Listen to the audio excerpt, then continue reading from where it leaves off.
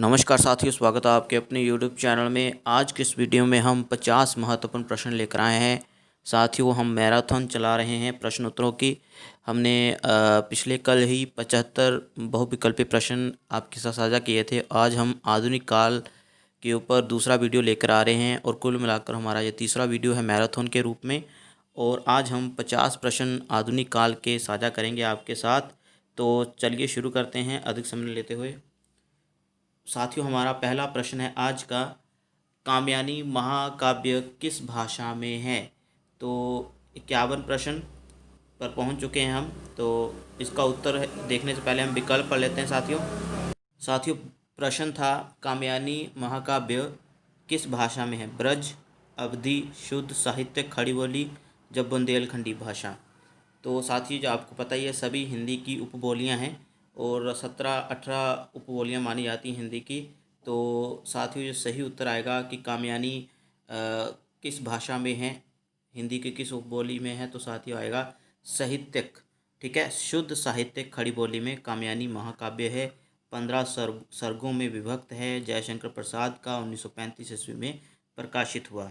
ठीक है, और इस पर उनको मांगला प्रकाशिक पुरस्कार भी मिल चुका है। ठीक है साथियों, और आगे चलते हैं। हमारा आज का 52वां प्रश्न और दूसरा प्रश्न, जयशंकर प्रसाद का आकाशद्वीप कहानी संग्रह कब प्रकाशित हुआ। ठीक है, आकाशद्वीप कहानी संग्रह कब प्रकाशित हुआ।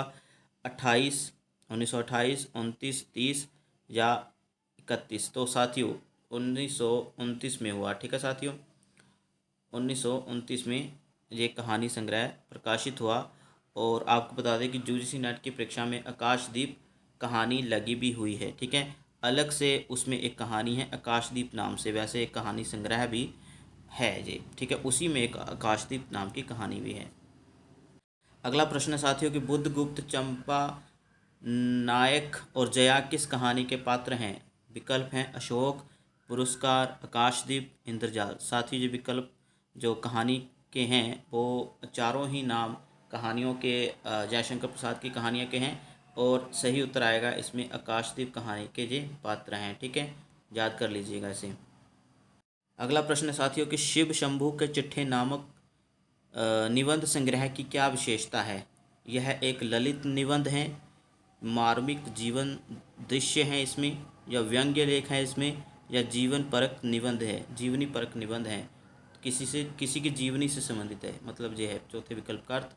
तो साथियों, जो सही उत्तर आएगा वो आएगा यह है व्यंग्य लेख है इसमें। ठीक है, इसमें लॉर्ड कर्जन, लॉर्ड मियो और उस वक्त की शिक्षा प्रणाली के ऊपर बहुत गहरे व्यंग्य किए हैं इसमें। ठीक है, और शिव शंभू के चिट्ठे नाम का जो निबंध संग्रह है, ये इसका एक निबंध जो है लगा हुआ है यूजीसी नेट की परीक्षा में भी, पाठ्यक्रम में। ठीक है, अभी 55 अंक पर पहुंच चुके हैं हम। कामयानी में कौन सा पात्र नहीं है। मनु, ईड़ा, श्रद्धा, ठीक है, और वासना। तो साथियों, आपको तो पता ही वासना सर्ग है, ना कि कोई पात्र। ठीक है, मनु, ईड़ा, श्रद्धा, ये 3 पात्र हैं। एक उसके अतिरिक्त एक और पात्र है मानव। ठीक है, मनु और श्रद्धा का पुत्र है मानव। ठीक है, ये भी एक पात्र है जिसको बाद में श्रद्धा दान कर देती है ईड़ा को। ठीक है, मानव जो उसका पुत्र होता है श्रद्धा का, वो अंत में दान कर देती है ईड़ा को। ठीक है, अगले प्रश्न में चलते हैं साथियों। 56 प्रश्न के ऊपर पहुंच चुके हैं। आवारा मसीहा जीवनी किसने लिखी। आवारा मसीहा जीवनी किसने लिखी। तो साथियों, जो सही उत्तर आएगा, सीधा उत्तर पर टिक लगाता हूँ, विष्णु प्रभाकर ने लिखी है। ठीक है, और 1974 में ये उन्होंने लिखी थी। ठीक है साथियों, अगले प्रश्न पर चलते हैं। अगला प्रश्न है साथियों कि आवारा मसीहा जीवनी के कितने भाग हैं। कितने भाग हैं, तो साथियों आपको बताता 3 भाग हैं। ओके साथियों, अगले प्रश्न पे चलते हैं। आवारा मसीहा जीवनी का कौन सा भाग निम्नलिखित नहीं है। अभी 3 भागों में है साथियों, है ना। आवारा मसीहा जीवनी, तो ये कितने भागों में है। 3 भागों में है। अभी 3 भागों में से एक जो है भाग नहीं है, मतलब 3 भागों के नाम दिए हैं, एक गलत नाम है, वो चुनना है गलत। ठीक है, तो साथियों आपको बता देता हूँ। पहला है दिशाहारा, दूसरा है दिशा की खोज, तीसरा है दिशांत, चौथा है दिशाहीन। तो साथियों, जो गलत ऑप्शन है यहाँ पर वो है दिशाहीन। ठीक है, और पहले 3 भाग बिल्कुल सही है। पहला है दिशाहारा, दूसरा है दिशा की खोज, तीसरा है दिशांत। ठीक है, अभी हम 59 प्रश्न पर पहुंच चुके हैं। नागेंद्र ने किस काल को शायावदोत्तर युग कहा? किस काल को कहा? तो साथियों आपको बता देता हूं कि उन्होंने ये सभी कालों को शायावदोत्तर युग कहा है। ठीक है, शायावाद के बाद के जितने भी काल आए हैं, जहाँ पर प्रगति काल, प्रगतिवाद आना था साथियों, प्रगति का लिख दिया, माफ़ करिएगा, थोड़ा सा एडजस्ट कर लीजिए। तो नागेंद्र ने शायावाद के आने वाले सभी कालों को क्या कहा है? शायावदोत्तर काल कहा है। और साथियों, चाहे प्रगति काल, प्रयोगवाद, नई कविता, नवगीत या नवलेखन या स्त्रोत्री कविता, जब बीट कविता इसे भी बोलते थे, सारे कालों को उन्होंने शायावदोत्तर काल कहा है। मतलब शायावाद के बाद उत्तर में आने वाले, शायावाद के बाद में आने वाले कालों को उन्होंने शायावदोत्तर काल कहा। तो अगला प्रश्न साथी जी आता होगा आपको, ये आपको मैं होमवर्क के रूप में दे रहा हूँ। आप कमेंट सेक्शन में जाकर इसका उत्तर लिखिए। कविता क्या है? कविता क्या है? निबंध किसका है? ठीक है, ये ऑप्शन ये रहे। होमवर्क है आपको, कमेंट सेक्शन में जाकर इसका उत्तर लिख दीजिए। ठीक है, अगले प्रश्न में चलते साथियों। 61 प्रश्न के ऊपर पहुंच चुके हैं। मिश्र बंधुओं ने आधुनिक काल को किस नाम से परिचित करवाया? साथियों, ये तो बहुत ही आसान प्रश्न है। तो किस नाम से परिचित करवाया था? वर्तमान काल से परिचित करवाया था। अभी होमवर्क आपको ये है कि उन्होंने वर्तमान काल कहाँ से कहाँ तक बताया है। ठीक है, समय सीमा बतानी है आपने। मिश्र बंधुओं ने वर्तमान काल की समय सीमा क्या बताई है? अगले प्रश्न में चलते साथियों। 62 प्रश्न पर पहुंच चुके हैं। रामशंकर शुक्ल रसाल ने आधुनिक काल को क्या नाम दिया? ठीक है, तो आपको बता दूं साथियों कि क्या नाम दिया। तो उन्होंने आधुनिक काल और युवावस्था काल, जो दोनों ही नाम दिए थे। मतलब पहले को दो भागों में विभाजित करा उन्होंने, आदिकाल को भी, मध्यकाल को भी, और रीतिकाल और आधुनिक काल को भी। ठीक है साथियों, तो उन्होंने पहला और दूसरा, आधुनिक काल और युवावस्था काल, ठीक है, ये दोनों ही नाम दिए हैं। अगले प्रश्न में चलते साथियों। 11 वर्ष का समय कहानी के लेखक कौन हैं? ये तो पता ही होगा आपको, ये भी आपको होमवर्क दे रहा हूँ साथियों। बहुत आसान प्रश्न है ये। ठीक है, आसान भी हैं, टफ भी हैं, दोनों ही संतुलन बनाकर आते हैं हम प्रश्नों के। तो साथियों, ये प्रश्न का उत्तर आप भी कमेंट सेक्शन में लिख दीजिए। अगले प्रश्न पे जाते साथियों। 64वां प्रश्न है, जनेंद्र की पहली कहानी कौन सी है? जी हाँ, 1928 के करीब आई थी पहली कहानी। खेल है उनकी कहानी पहली। अगले प्रश्न पे चलते साथियों। जनेंद्र की कहानी खेल किस पत्रिका में छपी थी? ठीक है, खेल किस पत्रिका में छपी थी? तो साथियों आपको बता दूं, सही ऑप्शन आएगा विशाल भारत में। ओके, अगले प्रश्न पे चलते हैं। किसने इंदुमती कहानी को हिंदी की पहली कहानी माना है? तो सही उत्तर आएगा साथियों रामचंद्र शुक्ल ने। अगले प्रश्न पे चलते हैं। 67 प्रश्न पर पहुँच चुके हैं। 67 पर, एक टोकरी और मिट्टी कहानी के लेखक कौन हैं? तो साथियों ये हैं बंग महिला। ठीक है, तो साथियों बंग महिला का वास्तविक नाम क्या था? अभी हमें ये कमेंट सेक्शन में जाकर बता दीजिए, क्योंकि आप जब खुद रिसर्च करेंगे किसी प्रश्न को उत्तर के ढूंढने के लिए, तो हो सकता है कि आप ज़िंदगी भर उस उत्तर को भूलें ना। तो खुद भी प्रयास करिए उत्तर ढूंढने का। अगला प्रश्न साथियों, जयशंकर प्रसाद के कहानी संग्रह को क्रमानुसार स्थापित करना है। तो साथियों एक क्रमानुसार बता देता हूँ। छाया, प्रतिध्वनि, आकाशदीप, आंधी, इंद्रजाल। ठीक है, तो ये ऑप्शन बिल्कुल सही रहेगा। छाया, प्रतिध्वनि, आकाशदीप, आंधी, इंद्रजाल, ये याद कर लीजिए। इस प्रकार से क्रमानुसार हैं ये। ठीक है, मलबे का मालिक कहानी संग्रह किसका है? तो साथियों ये मोहन राकेश का कहानी संग्रह है। ठीक है, 70 प्रश्न पर पहुंच चुके हैं। निम्नलिखित में से कौन सा कहानी संग्रह भीष्म साहनी का नहीं है? तो साथियों पहला ऑप्शन बिल्कुल सही है, शेष यात्री। ठीक है, शेष यात्री कहानी संग्रह ये भीष्म साहनी का नहीं है। तो अभी हमें कमेंट सेक्शन में जाकर बताइए कि ये किसका है। बाकी तीन भीष्म साहनी के हैं, भाग्य रेखा, पहला पाठ और पटरियाँ। ठीक है साथियों, अगले प्रश्न पे चलते हैं। चाह नहीं, ये एक पंक्ति है साथियों। चाह नहीं मैं सुरवाला के गहनों में गूंथा जाऊं, चाह नहीं प्रेमी माला में बिंद प्यारी को ललचाऊं, चाह नहीं सम्राटों के शब पर है हरी डाला जाऊं। यह पंक्तियाँ किसकी हैं? तो साथियों ये पंक्तियाँ आपको बता देता हूँ, माखनलाल चतुर्वेदी की हैं। और किस कविता से हैं? जो होमवर्क है आपको, जो किस कविता से हैं। ठीक है, बहुत प्रसिद्ध कविता है साथियों। ठीक है, तो जहाँ पर फूलों की बात हो रही है, तो किस प्रकार से कवि जो है फूलों के माध्यम से क्या कहना चाहता है, आप हमें कमेंट सेक्शन में उस कविता का नाम जो है लिख कर बताइएगा। अगले प्रश्न चलते साथियों। 72 प्रश्न पहुँच चुके हैं हम। तो 72 प्रश्न पर हैं। प्रश्न हमारा, उस काल मारे क्रोध के तन कांपने उसका लगा, मानो हवा के बेग से सोता हुआ सागर जगा। पंक्तियाँ किसकी हैं? साथियों ये पंक्तियाँ हैं मैथिली शरण गुप्त जी की। ठीक है, अगले प्रश्न पे चलते हैं साथियों। दोनों ओर प्रेम पलता है, सखी पतंग भी चलता है, हाँ दीपक भी जलता है। तो साथियों ये पंक्तियाँ भी मैथिली शरण गुप्त जी की ही हैं। अगले प्रश्न पे चलते साथियों। अगला प्रश्न है गोरकी मकीम श्रमशील जागरूक जग के पक्षधर असीम, गुल चुकी है तुम्हारी आशीष, एशियाई माहौल में दहक उठा है तभी तो इस तरह वियतनाम अग्रज, तुम्हारी 100वीं वर्षगांठ पर करता है भारतीय जन कवि तुमको प्रणाम। तो साथियों ये किसकी काव्य पंक्तियाँ साथियों, तो आपको बता देता हूँ। ये काव्य पंक्तियाँ जो हैं वो हैं निराला, माफ़ करिएगा, नागार्जुन की पंक्तियाँ हैं। ठीक है, अगले प्रश्न पे चलते हैं साथियों। तो अगला प्रश्न है कि कालिदास सच सच बतलाना, इंदुमती के मृत्यु शोक से आज रोया या तुम रोए थे, कालिदास सच सच बतलाना। तो साथियों ये काव्य पंक्तियाँ किसकी है, तो ये काव्य पंक्तियाँ भी साथियों नागार्जुन जी की ही हैं। अगले प्रश्न में चलते साथियों। 76वां प्रश्न है बापू तुम मुर्गी खाते यदि तो क्या बजते होते तुमको। ठीक है, तो ये आगे भी है ऐरे गहरे नथु खैरे सर के बल खड़े हुए होते हिंदी के इतने लेखक कवि। तो साथियों किसकी काव्य पंक्ति हैं ये, तो साथियों आपको बता देता हूँ जे काव्य पंक्ति जो है वो निराला जी की हैं। अगले प्रश्न पे चलते साथियों। किन दो विद्वानों ने शायावाद का विरोध किया, तो आपको बता दूं कि किन दो विद्वानों ने, रामचंद्र शुक्ल और महावीर प्रसाद द्विवेदी दोनों ने ही शायावाद का विरोध किया था। सुकवि किंकर नाम से किस विद्वान ने शायावाद की वर्षना की थी, एक प्रकार से विरोध कह सकते हैं। तो ये महावीर प्रसाद ने सुकवि किंकर नाम से ये शायावाद की वर्षना की थी। ठीक है, अगले प्रश्न पे चलते साथियों। अगला प्रश्न 79वां प्रश्न है कि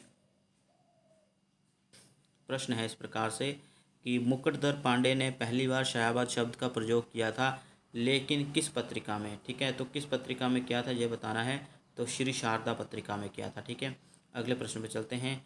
शायावाद शब्द का प्रयोग रहस्यवाद के अर्थ में, दोबारा से पढ़ता हूँ साथियों।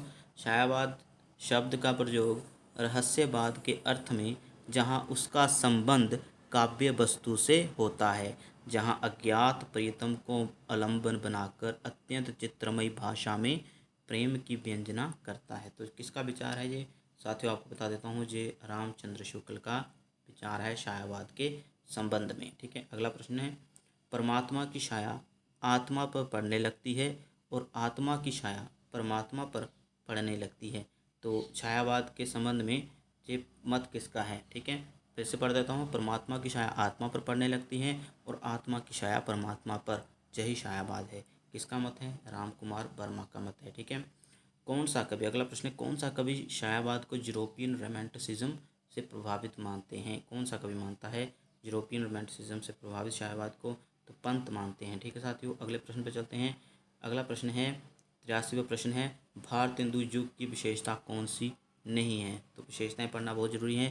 पहला देशभक्ति और राजभक्ति, श्रृंगार की कविता भी है इसमें भाई, भक्ति भावना भी इसमें देखने को मिल जाती है। तो चौथा विकल्प जो है व्यक्तिकता। ठीक है, ये विकल्प जो है गलत है और प्रश्न हमने बिल्कुल सही चुना है, मतलब विकल्प बिल्कुल सही चुना, हालांकि ये गलत है। यही बताना था कि कौन सी विशेषता नहीं है। अगला प्रश्न साथियों 84वां प्रश्न है गलत जुगम का चुनाव करना है। ठीक है, एक तरफ लेखक है दूसरी तरफ आत्मकथा। तो लज्जाराम मेहता शर्मा ये बिल्कुल सही है, इन्होंने आप बीती नाम से लिखी है अपनी आत्मकथा। जशपाल सिंहावलोकन ये भी सही है। बाबू गुलाब राय मेरी असफलताएं ये भी सही है। और कमलेश्वर अवारा मसीहा ये गलत है साथियों, ये तो हमने पीछे प्रश्नों में किया भी था। कमलेश्वर ने अवारा मसीहा नहीं लिखी है बल्कि वो तो विष्णु प्रभाकर ने लिखी है। और साथियों अभी हमें कमेंट सेक्शन में जाके बताइए कि अवारा मसीहा किस बंगाली उपन्यासकार बांग्ला के किस उपन्यास के ऊपर जीवनी है, मतलब किस बांग्ला उपन्यासकार की जीवनी है अवारा मसीहा। ठीक है, लिखी विष्णु प्रभाकर ने, जब हमने बता दिया आपको। अगले प्रश्न पर चलते साथियों। 85वां प्रश्न है क्या है, किस वर्ष हिंदी साहित्य अकादमी पुरस्कार का वितरण नहीं हुआ था। तो साथियों 1962 में नहीं हुआ था, दूसरा प्रश्न बिल्कुल सही आएगा। 1962 में वितरण नहीं हुआ था। क्यों नहीं हुआ था, क्योंकि उस वर्ष इंडो चाइना मतलब भारत और चाइना वार हुई थी। ठीक है साथियों, तो ये आप लिख लीजिएगा। ठीक है, इंडो चाइना वार के कारण जे वितरण नहीं हो पाया था, उस वक्त देश में इमरजेंसी लगी हुई थी। 86वां प्रश्न है साथियों, पांडे बच्चन शर्मा उग्र का कौन सा कहानी संग्रह प्रतिबंधित रहा है? ये तो पता ही होगा कौन सा बैन रहा, चिंगारियाँ। ठीक है, अगले प्रश्न पे चलते साथियों। 87वां प्रश्न है, बिखरे मोती, उन्मादनी और सीधे साधे चित्र कहानी संग्रह किसके हैं? तो साथियों ये उत्तर बिल्कुल सही आएगा, जहाँ पर सुभद्रा कुमारी चौहान के कहानी संग्रह हैं। अगला प्रश्न है साथियों, कौन सा युग्म गलत है? युग्म गलत है ये चुनना है हमने। कहानीकार है, कहानी का नाम दिया गया है गुलेरी। सुख में जीवन ये बिल्कुल सही है। प्रेमचंद, सुजान भगत ये भी बिल्कुल सही है।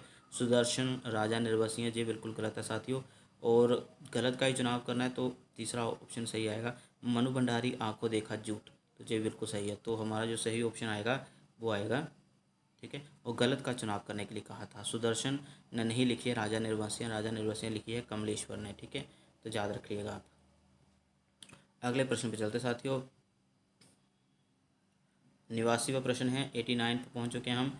प्रश्न है, बहुत इंपॉर्टेंट प्रश्न है साथियों, थंबनेल में भी हमने ये रखा है, आपने थंबनेल देखा होगा, वेरी वेरी इंपॉर्टेंट प्रश्नों में है ये। 1843 ईस्वी से 1867 ईस्वी तक का समय ना तो रीतिकाल के अंतर्गत आता है, ना ही इसमें भारतेंदु युग की पुनर्जागरण मूलक प्रवृत्तियाँ थी। किसका मत है ये? आचार्य नगेंद्र का मत है ये। ठीक है, अगले प्रश्न पे चलते साथियों। ये प्रश्न भी काफ़ी ज़्यादा इंपॉर्टेंट है। ठीक है, ये प्रश्न अंत में सबसे ज़्यादा इंपॉर्टेंट अंत में प्रश्न है साथियों।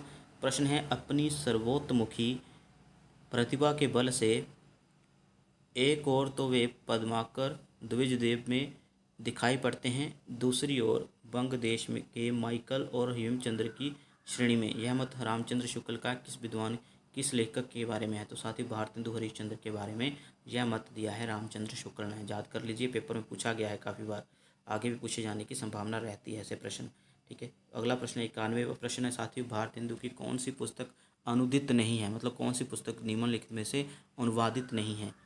किसी और भाषा से उन्होंने अनुवाद नहीं कर किया, बल्कि उनकी मौलिक कृति है।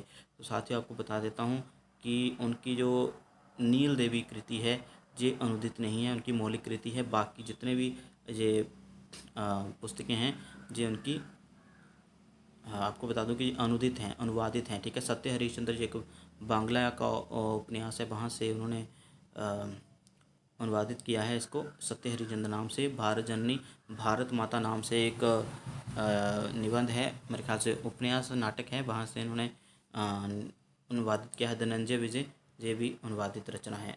आगे चलते हैं साथियों, 92वें प्रश्न पर पहुँच चुके हैं। रामचंद्र शुक्ल ने आधुनिक गद्य परंपरा का प्रवर्तन प्रथम उत्थान से तृतीय उत्थान तक का समय से संबंधित गलत युग्म का कौन सा दिया है? ठीक है, तो प्रश्न एक बार फिर से पढ़ देता हूँ, हो सकता है आपको समझ में ना आया हो। क्या है प्रश्न? रामचंद्र शुक्ल ने आधुनिक गद्य परंपरा का प्रवर्तन प्रथम उत्थान से तृतीय उत्थान तक का समय से संबंधित गलत युग्म, मतलब उन्होंने क्या किया अपनी पुस्तक में, हिंदी साहित्य के इतिहास उनकी पुस्तक है रामचंद्र शुक्ल की, तो उन्होंने आधुनिक काल में प्रथम उत्थान से तृतीय उत्थान के बीच आधुनिक काल का समय बताया है, चाहे काव्य हो चाहे गद्य हो, उसमें 3 उत्थान बताए हैं, प्रथम द्वितीय और तृतीय। ठीक है, तो उसका समय बताना है। ठीक है साथियों, तो जो गलत समय है वो चुनना है, सही समय नहीं चुनना है, यही कहा गया है। तो गलत कौन सा है बता देता हूँ साथियों। तो गलत जो है साथियों वो है चौथा विकल्प। ठीक है, जी हाँ साथियों, गलत विकल्प जो है वो है संवत 1975 से लेकर 2000 संवत तक, ये बिल्कुल गलत है। पहला उत्थान उन्होंने बताया, पहला उत्थान कब बताया उन्होंने? 1925 संवत से लेकर 1950 तक। ठीक है, और समय क्या बनता है ईसवी सन के हिसाब से? पहला प्रथम उत्थान, इस हिसाब से उन्होंने आधुनिक काल को बांटा है, आधुनिक काल को। ठीक है साथियों, तो 1925 में से अगर हम 57 घटा दें तो क्या बनेगा? 1868। ठीक है, 68 ईस्वी से लेकर कितना बन जाएगा?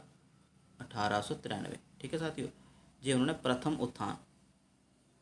उत्थान बताया है इसमें। ठीक है, मतलब एक किस्म से हम कह सकते हैं कि उन्होंने पहला उत्थान मतलब भारतेंदु युग का समय ये बताया है। ठीक है साथियों, भारतेंदु युग का समय उन्होंने ये बताया है ईस्वी सन के हिसाब से और संवत काल के हिसाब से ये। अगला उन्होंने द्विवेदी युग कैसे बताया? 1950 से लेकर 1975, मतलब 1893 ईस्वी से लेकर 1920 तक। ठीक है, 18 तक बनेगा या 20 तक, आप हिसाब किताब लगा लीजिए। और उसके बाद का जो उत्थान है 1975, मतलब संवत 1975 से लेकर अब तक, मतलब अभी चल रहा है। तो उन्होंने अभी पहले 3 ही समय बताए थे, छायावाद तक समय बताया, उसके बाद का प्रगति काल, प्रयोगवाद, नई कविता। हालांकि 1941 में तो उनकी मृत्यु हो गई, तो इसलिए बता नहीं पाए। तो प्रगतिवाद के समय नहीं बताया उन्होंने, प्रयोगवाद का समय नहीं बताया। तो 3 उत्थान बताए हैं आधुनिक काल के। ठीक है साथियों, याद रखिएगा, जब मोस्ट इंपॉर्टेंट प्रश्नों में से एक है, इसको आप हल्के मत लीजिए।